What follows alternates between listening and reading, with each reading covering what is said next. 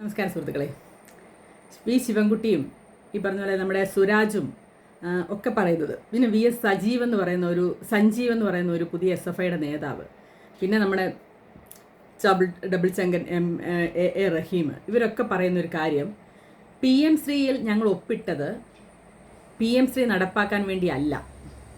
ഞങ്ങൾ ഒപ്പിട്ടു, സംഭവം ശരിയാണ്, പക്ഷേ അത് നടപ്പാക്കാൻ വേണ്ടിയല്ല, ഞങ്ങൾക്ക് ആ പൈസ എങ്ങനെയെങ്കിലും പിരിച്ചെടുക്കാൻ വേണ്ടിയിട്ട് ഞങ്ങൾ ഒപ്പിട്ടു. അതായത് കുട്ടികൾക്ക് വേണ്ടിയുള്ള ഫണ്ട് ഒപ്പിട്ടിട്ട് അത് കുട്ടികൾക്ക് വേണ്ടി ചിലവഴിക്കാതെ വേറെ ഏതൊക്കെയോ രീതിയിൽ ചിലവഴിക്കാൻ വേണ്ടി ആ പണം കിട്ടാൻ വേണ്ടിയിട്ടുള്ള ഒരു കള്ളത്തരമായിട്ട് ചെയ്തതാണെന്നാണ് വി ശിവൻകുട്ടി പറയുന്നത്. അതായത് ഞങ്ങൾ കല്യാണം കഴിച്ചു, ഒപ്പിട്ടു, ഞങ്ങൾ രജിസ്റ്റർ ഓഫീസിൽ പോയി കല്യാണം കഴിച്ചു, പക്ഷേ ഞങ്ങൾ ഒരുമിച്ച് ജീവിക്കാൻ തയ്യാറല്ല, ഞങ്ങൾക്ക് കുട്ടിയെ വേണം. അപ്പോൾ വി.ഡി. സതീശൻ പറയുന്നു, നിങ്ങൾക്ക് രണ്ടുപേർക്ക് ഒരുമിച്ച് ജീവിക്കാനും നോക്കാനും സൗകര്യമില്ലാത്ത സ്ഥിതിക്ക് ആ കുട്ടിയെ ഞങ്ങൾ വളർത്തിക്കോളാം. ഇതാണ് സത്യത്തിൽ ഇവിടെ സംഭവിച്ചത്.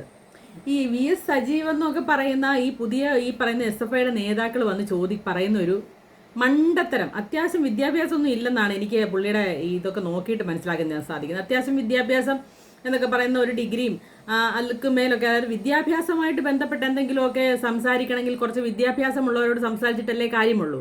അല്ലാതെ ഈ നേതാവാണെന്ന് പറഞ്ഞ് നടക്കുന്ന ഇവരോടൊക്കെ എന്തിനാണ് അഭിപ്രായം ചോദിക്കുന്നത്? ഇവരോടൊക്കെ അഭിപ്രായം ചോദിച്ചിട്ടാണോ നമ്മുടെ നാട്ടിൽ ഈ പറഞ്ഞ ഓരോ പുസ്തകങ്ങൾ പ്രിന്റ് ചെയ്യുന്നതും കുട്ടികൾക്ക് പഠിക്കാൻ കൊടുക്കുന്നതും?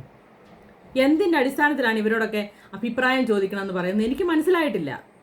ഇക്കണക്കിന് പോവുകയാണെങ്കിൽ ഈ രീതിയിലാണ് ഈ LDF സർക്കാരിൻ്റെ അണികൾ, കൊച്ചു ഈ പിള്ളേരൊക്കെ ഈ രീതിയിലാണ് പോകുന്നതെങ്കിൽ, ഈ പറഞ്ഞ പോലെ റഹീമിനെ വായിൽ ഒരു പ്ലാസ്റ്റർ ഒട്ടിച്ചാൽ തന്നെ കഴിഞ്ഞ ഇലക്ഷന് കുറച്ചുകൂടെ സീറ്റ് കിട്ടിയെന്നാണ് എൻ്റെ ഒരു അഭിപ്രായം. അതുപോലെ AK ബാലന്, ഈ പറഞ്ഞ പോലെ സ്വരാജ്, പിന്നെ ഇങ്ങനെ ഈ പറഞ്ഞ പോലെ അധികം വലിയതായിട്ടില്ലായിരുന്നു കഴിഞ്ഞ പ്രാവശ്യം എന്ന് പറഞ്ഞാലും ഇപ്പം പുള്ളി കളത്തിലുണ്ട്. ഇങ്ങനെ ഇവരെയൊക്കെ ഇറക്കി ഒരാവശ്യം, പിന്നെ ശിവപ്രസാദ്, ഇവരൊക്കെ ഇറക്കി ആവശ്യമില്ലാതെ ഇങ്ങനെ ഓരോ വേണ്ടാത്ത വർത്തമാനം പറഞ്ഞുകൊണ്ടിരുന്ന അടുത്ത ഈ പറഞ്ഞ പോലെ 31 ഇലക്ഷനും ഇതുപോലെ സംപൂജ്യരായിട്ട് ഒരു വശത്ത് മാറിയിരുന്ന് കരയേണ്ടി വരും എന്നാണ് എൻ്റെ ഒരു അഭിപ്രായം, എളിയ അഭിപ്രായം. അപ്പോൾ PM-ശ്രീ പദ്ധതിയെക്കുറിച്ച് ഈ സജീവിനും ഈ പറഞ്ഞ പോലെ സുരാജും ഒക്കെ പറയുന്നത് എന്താണെന്ന് അവർ മനസ്സിലാക്കിയിട്ടാണോ ഈ പറയുന്നതെന്ന് എനിക്കറിയില്ല കേട്ടോ. കാരണം കല്യാണം കഴിച്ചു, പക്ഷേ കൊച്ചിനെ വേണം, പക്ഷേ കൊച്ചിനെ നോക്കാൻ ഞങ്ങൾ രണ്ടുപേരും കൂടെ ഒരുമിച്ച് നിൽക്കത്തില്ല, ഞങ്ങൾക്ക് സൗകര്യമുള്ളവർ നോക്കും. അപ്പം V.D. സതീശൻ പറഞ്ഞു, വേണ്ട, ഞങ്ങൾ നോക്കിക്കോളാം, ഞങ്ങൾ ഏറ്റെടുത്ത് വളർത്തിക്കോളാം എന്ന് പറഞ്ഞു. അത്രയേ ഉള്ളൂ കാര്യം ഇതിനകത്ത്. അതാണ് ശരിക്കും സിമ്പിളായിട്ട് പറഞ്ഞാലുള്ളത്. അത് തന്നെയാണല്ലോ ചെയ്യേണ്ടതും. ഒപ്പിട്ടു, പക്ഷേങ്കിൽ ഞങ്ങൾ ഒരുമിച്ച് പോവില്ല എന്ന് പറയുമ്പോൾ പിന്നെ അവർ പിരിയുക എന്നുള്ളതേ ഉള്ളൂ. പക്ഷേ ഇനിയിപ്പോൾ ഒപ്പിട്ട സ്ഥിതിക്ക് പിരിയാനൊട്ട് പറ്റത്തുമില്ല. എനിക്ക് ചോദിക്കാനുള്ള മറ്റൊരു ചോദ്യം, UDF സർക്കാർ ഭരിക്കുന്ന പല ജില്ലകളും ഉണ്ട്, സംസ്ഥാനങ്ങളും തൊട്ടടുത്ത് കിടപ്പുണ്ട്. കർണാടക ആയാലും ഒക്കെ ഉണ്ട്. എല്ലാ 4 സംസ്ഥാനങ്ങൾ ഈ കോൺഗ്രസ് ഭരിക്കുന്ന സംസ്ഥാനങ്ങളുണ്ട്. അവിടെയെല്ലാം PM-ശ്രീ ഓൾറെഡി നടപ്പാക്കി കഴിഞ്ഞു. ഓക്കെ, ഓൾറെഡി അവിടെ എല്ലാം നടപ്പാക്കി അതിൻ്റെ പൈസയും വിഹിതവും മേടിച്ച് അവൻ്റെ പ്രവർത്തനങ്ങളൊക്കെ ആ പൈസ കൊണ്ട് അവർ ചെയ്യുന്നുമുണ്ട്. എന്തുകൊണ്ടാണ് ഇവർക്ക് അവരോട് ഒരു അഭിപ്രായം ചോദിക്കാൻ മടി? V.D. സതീശൻ അത്യാവശ്യം ലാംഗ്വേജ് അറിയാവുന്ന ആളൊക്കെയാണ്. അപ്പം ഈ പറഞ്ഞ പോലെ റോജി M. ജോണാണിലും അത്യാവശ്യം ലാംഗ്വേജ് അറിയാവുന്ന ആളൊക്കെയാണ്. അപ്പോൾ അങ്ങനെയൊക്കെ ഉള്ളവരുള്ളപ്പോൾ എന്തുകൊണ്ടാണ് നിങ്ങൾക്ക് ഈ മറ്റ് സംസ്ഥാനങ്ങളിലുള്ള ഇത് നടപ്പാക്കിയവരോട്, കോൺഗ്രസ് സർക്കാർ തന്നെ ഭരിക്കുന്നവരോട് മറ്റുള്ളവർ ചോദിക്കേണ്ട? അവർ നല്ലതല്ലേ പറയുള്ളൂ. വേണ്ട, കോൺഗ്രസ് സർക്കാർ ഭരിക്കുന്നവരോട് നിങ്ങൾക്ക് എന്താണ് ചോദിച്ചാലുള്ള കുഴപ്പം?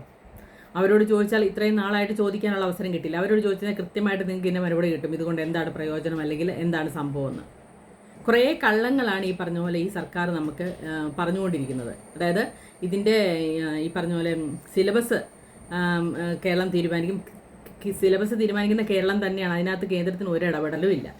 സ്കൂളുകൾ ഒരു ബ്ലോക്കിലെ ഏതെങ്കിലും ഒരു സ്കൂളിനാണ് ആ സ്കൂൾ തിരഞ്ഞെടുക്കാനുള്ള അവകാശം കേരളത്തിന് തന്നെയാണ്. അതിനുമൊത്തും കേന്ദ്രം ഇടപെടുന്നില്ല. പക്ഷേ കരിക്കുലത്തിലാണ് വ്യത്യാസം വരുന്നത്. അതായത് സിലബസും കരിക്കുലവും തമ്മിലുള്ള വ്യത്യാസം നമുക്ക് അറിയാൻ മേലാത്തതുകൊണ്ടാണ് ഈ ഒരു കൺഫ്യൂഷൻ ഉണ്ടാകുന്നത്. സിലബസ് എന്ന് പറഞ്ഞാൽ നമ്മുടെ പുസ്തകത്തിൽ പഠിക്കാനുള്ള പാഠ്യപദ്ധതികളെയാണ് സിലബസ് എന്ന് പറയുന്നത്. കരിക്കുലം എന്ന് പറഞ്ഞാൽ അതല്ല. അവർ ചെയ്യേണ്ട എക്സ്ട്രാ കരിക്കുലർ ആക്ടിവിറ്റീസ്, അവർക്ക് കൊടുക്കുന്ന കുറേ ഇൻഫ്രാസ്ട്രക്ചേഴ്സ് ഒക്കെ ഉണ്ട്. അതിലാണ് ഈ കരിക്കുലം എന്ന് പറയുന്നതെന്നാണ് എനിക്ക് മനസ്സിലാക്കാൻ സാധിച്ചത്. നിങ്ങൾ ജസ്റ്റ് ഒന്ന് ഗൂഗിൾ നോക്കിയാൽ മനസ്സിലാക്കാവുന്നുള്ളൂ. അതിനകത്ത് ഒരുപാട് കാര്യങ്ങൾ പറയുന്നുണ്ട്. അതായത് നമ്മുടെ നാട്ടിൽ 140 കോടി ജനങ്ങൾ ഉണ്ടായിട്ട് എന്തുകൊണ്ടാണ് ഫുട്ബോൾ മത്സരത്തിൽ പങ്കെടുക്കാൻ ആരും ഇല്ലാത്തതെന്ന് എല്ലാ പ്രാവശ്യവും ചോദിക്കുന്ന ചോദ്യം തന്നെയാണ് അല്ലേ. 1 ലക്ഷം ആളുള്ളിടത്തുനിന്ന് വരെ ഇതേ വന്ന് കളിക്കുന്നു. പക്ഷേ 140 കോടി ആൾക്കാരുള്ള നമ്മുടെ ഇന്ത്യയിൽ നിന്നും ഫുട്ബോൾ കളിക്കാൻ എന്താണ് കിട്ടാത്തതെന്ന് പറയുന്നത്? നമ്മുടെ നാട്ടിൽ, നമ്മുടെ വിദ്യാഭ്യാസ സമ്പ്രദായത്തിൽ ഇങ്ങനെയുള്ള കഴിവുകളെ വികസിപ്പിച്ചെടുക്കാൻ സ്കൂളുകൾ ശ്രമിക്കുന്നില്ല. അതിനുള്ള സൗകര്യം നമ്മുടെ സ്കൂളുകൾക്കില്ല എന്നുള്ളതാണ് സത്യം. മനസ്സിലായോ?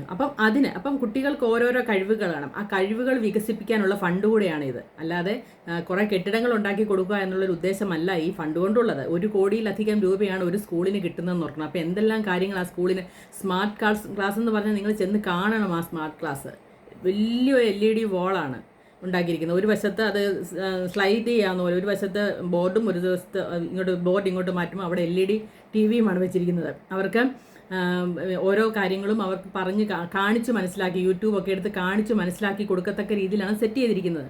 അതേപോലെ തന്നെ അവർക്ക് ഗ്രൗണ്ടുകൾ ഉണ്ടാക്കി കൊടുത്തിരിക്കുന്നത് കളിക്കാനും ഒക്കെ ഉള്ളത്. അതേപോലെ തന്നെ ഈ പറഞ്ഞ പോലെ നമ്മുടെ നൈപുണ്യം, അതായത് പിള്ളേർക്കൊക്കെ ഓരോ കഴിവുകളാണ്. ചിലപ്പോൾ പാട്ട് പാടാനായിരിക്കും, ചിലപ്പോൾ ഡാൻസ് കളിക്കാനായിരിക്കും, ചിലപ്പം ഈ എന്തെങ്കിലുമൊക്കെ ഉണ്ടാക്കി നിർമ്മിക്കാനായിരിക്കും, ചിലപ്പോൾ ഇലക്ട്രിക്കൽ ഐറ്റംസ് ആയിരിക്കും, ഇലക്ട്രോണിക് ഐറ്റംസ്, അങ്ങനെയൊക്കെ ഉണ്ടാക്കാനുള്ള കഴിവുകൾ അവരിലുള്ളവരെ അത് വികസിപ്പിച്ചെടുക്കുക. അതേപോലെ തന്നെ IT ലാബുകൾ, അല്ലാത്ത ലാബില്ലേ, കെമിസ്ട്രി ലാബും അങ്ങനെയൊക്കെയുള്ള ലാബുകളൊക്കെ അന്താരാഷ്ട്ര നിലവാരത്തിലാക്കുക എന്നുള്ളതാണ് അതിൻ്റെ വ്യത്യാസം. ഇതൊന്നും മനസ്സിലാക്കാതെ എന്തിനാണ് ഇവർ ഈ കിടന്ന്, അതായത് ഞങ്ങൾക്ക് നടപ്പിലാക്കാൻ പറ്റിയില്ല അതുകൊണ്ട് നിങ്ങളും നടപ്പിലാക്കണ്ട എന്നാണോ ഉദ്ദേശം? അതേപോലെ തന്നെ എനിക്കൊരു സംശയം, എയ്ഡഡ് സ്കൂളുകളുണ്ട്, ഈ പറഞ്ഞ പോലെ സിംഗിൾ മാനേജ്മെൻറ്റും ഒക്കെ എയ്ഡഡ് സ്കൂളുകൾ, അവർക്ക് പോലും എത്തിപ്പെടാൻ പറ്റാത്ത രീതിയിലുള്ള മാറ്റമാണ് ഈ PM-3 പദ്ധതി കൊണ്ട് ഉണ്ടാകുന്ന സ്കൂളുകൾക്കുണ്ടാകുന്ന മാറ്റം എന്ന് പറയുന്നത്. അപ്പോൾ അങ്ങനെ വരുമ്പം സ്വാഭാവികമായിട്ടും ഇത്രയും നല്ല ഒരു വിദ്യാഭ്യാസ നിലവാരത്തിലുള്ള ഒരു സ്കൂൾ, അന്താരാഷ്ട്ര വിദ്യാഭ്യാസ നിലവാരത്തിലുള്ള ഒരു സ്കൂൾ നമ്മുടെ അടുത്തൊരു ഗവൺമെൻറ് സ്കൂൾ വരുമ്പോൾ ഉറപ്പായിട്ടും കുട്ടികൾ കൂടുതൽ അങ്ങോട്ട് പോകും. അതിനകത്ത് ഒരു സംശയവുമില്ല. ഇഷ്ടം പോലെ കുട്ടികൾ അവിടെ ചെന്ന് ചേരാനുള്ള സാധ്യത ഉണ്ടാവും. അപ്പോൾ അങ്ങനെ ഉണ്ടാകുമ്പോൾ ഈ പ്രൈവറ്റ് സ്കൂളുകൾക്ക് അതൊരു ഇടിവ് വരും. അതിനു വേണ്ടിയിട്ടുള്ള ഒരു കളിയാണോ ഇതൊന്നും എനിക്ക് സത്യം പറഞ്ഞാൽ സംശയമുണ്ട് കേട്ടോ. കാരണം ഗവൺമെൻറ് സ്കൂളുകളിൽ കുട്ടികൾ വളരെ കുറവാണ്. 2-3 ബാച്ചുകൾ നമ്മളൊക്കെ പഠിച്ച കാലത്തുള്ള ഇപ്പോൾ ഒരു ബാച്ചിൽ തന്നെ 10-20 പിള്ളേരെയും 15 പിള്ളേരെയും ഒക്കെ വെച്ച് പഠിപ്പിക്കേണ്ട അവസ്ഥയാണുള്ളത്. അപ്പം തന്നെ ഇങ്ങനെ ഒരു സ്മാർട്ട് ക്ലാസ് ഒക്കെ വന്നു കഴിയുമ്പോൾ കുട്ടികൾ അങ്ങോട്ട് സ്വാഭാവികമായിട്ടും അങ്ങോട്ട് ചേക്കേറും. അപ്പം അത് തടയാനുള്ള ഒരു വഴിയാണ് എന്നാണ് എനിക്ക് തോന്നുന്നത്. പക്ഷേ അങ്ങനെയല്ല വേണ്ടത്. നമ്മുടെ അടുത്തുള്ള ഒരു ഗവൺമെൻറ് സ്കൂൾ ഇത്രയും നല്ല നിലവാരത്തിൽ എത്തുക എന്ന് പറയുന്നത് അതിനെ സപ്പോർട്ട് ചെയ്യുകയാണ് വേണ്ടത്. 1 കോടിയധികം രൂപ എന്ന് പറയുമ്പോൾ നിങ്ങൾ ആലോചിച്ച് നോക്കണം എന്തെല്ലാം ആ സ്കൂളിന് ചെയ്യാൻ സാധിക്കും എന്ന് ആലോചിച്ച് നോക്കണം. അത് വകമാറ്റി ചിലവഴിക്കാൻ സാധിക്കില്ല എന്നുള്ളതാണ് ഇവരുടെയൊക്കെ പ്രശ്നം. വേറെ ഒന്നിനും അത് ചിലവഴിക്കാൻ സാധിക്കില്ല. ആ സ്കൂളിന് വേണ്ടി മാത്രമേ ആ തുക ചിലവഴിക്കാൻ സാധിക്കുകയുള്ളൂ. അപ്പോൾ സ്മാർട്ട് ക്ലാസ് എന്ന് പറയുമ്പോൾ ഒരുപാട് കാര്യങ്ങൾ, കുട്ടികളുടെ ഫുഡിൻ്റെ മാത്രമല്ല, കുട്ടികൾക്കുള്ള എല്ലാ ഫെസിലിറ്റീസിലും വ്യത്യാസം വരികയാണ്. എല്ലാ ഫെസിലിറ്റീസും ഇതൊക്കെ ചെന്ന് അടുത്തുള്ള, ഞാൻ അത് തന്നെയാണ് എപ്പോഴും പറയുന്ന പോലെ തന്നെ അതുകൊണ്ട് തന്നെയാണ് VT ബൽറാം ഒരു നവോദയനാണ്. അതുകൊണ്ടാണ് അദ്ദേഹത്തിന് ഇതൊക്കെ നേരിട്ട് കണ്ട് മനസ്സിലാക്കാൻ സാധിക്കും. അതുകൊണ്ടാണ് ഇപ്പോൾ നല്ല അദ്ദേഹത്തിന് ഇതൊക്കെ ഏൽപ്പിക്കണമെന്ന് ഞാൻ പറഞ്ഞതിൻ്റെ കാര്യം. കാരണം അവിടെ നവോദയക്കാർക്ക് അവർക്ക് അലുമിനിയം ഉണ്ട്. അപ്പോൾ അവിടെ പോയി കാണാനും ഒക്കെയുള്ള സൗകര്യമുണ്ട്. അപ്പോൾ നിങ്ങൾക്ക് സൗകര്യമുണ്ടെങ്കിൽ ഇതൊക്കെ പോയി കണ്ടിട്ട് ഇതുപോലെ നമ്മുടെ അടുത്തുള്ള ഒരു ഗവൺമെൻറ് സ്കൂൾ, അതായത് പൊട്ടിപ്പൊളിഞ്ഞു കിടക്കുന്ന ഒരു ഗവൺമെൻറ് സ്കൂൾ ഈ നിലയിലേക്ക് ഉയർന്നു വരുന്നതിൽ ആർക്കാണ് ബുദ്ധിമുട്ടുള്ളതെന്ന് എനിക്ക് ഇപ്പോഴും മനസ്സിലാവുന്നില്ല. നമ്മുടെ നാട്ടിലെ കുട്ടികൾക്ക്, നമ്മുടെ പാവപ്പെട്ട കുട്ടികൾക്ക് അതിനുള്ള അവസരം ആരാണ് നിഷേധിക്കുന്നതെന്ന് എനിക്ക് മനസ്സിലാവുന്നില്ല.